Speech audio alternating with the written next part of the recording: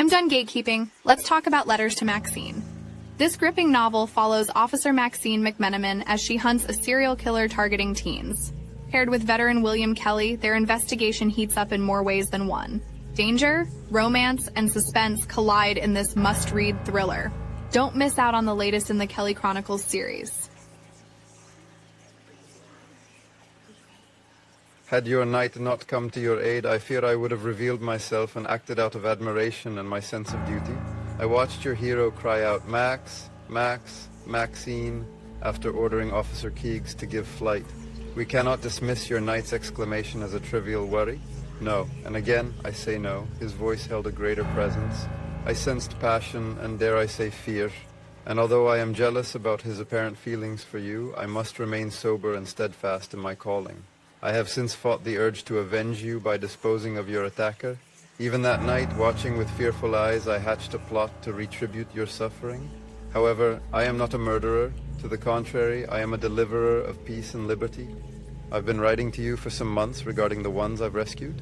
There have been 3 as of this letter, but mostly I've penned these in obedience to my queen, mon ancienne sorcière. Therefore, may I submit the preface of the first 3 letters addressed to you as unrequited? From hence, you will be, my dearest Maxine, with my sincerest regards. Max's eyes filled with tears and her lips quivered. Lieutenant Chenet turned on the desk, his feet touching down as he twisted toward the phone on the desktop. With the receiver in his hand, he dialed an extension and waited.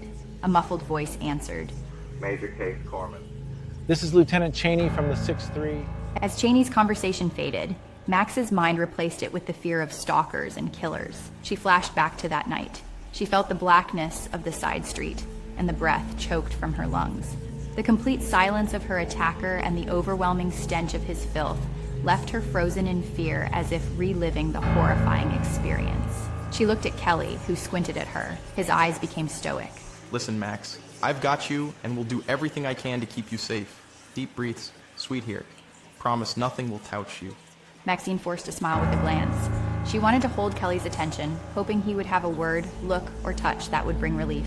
But the letter fought back, demanding her full concentration. As she looked at the second page, she stammered. Dearest Unrequited, November 25th, 2015. I hope this letter finds you well.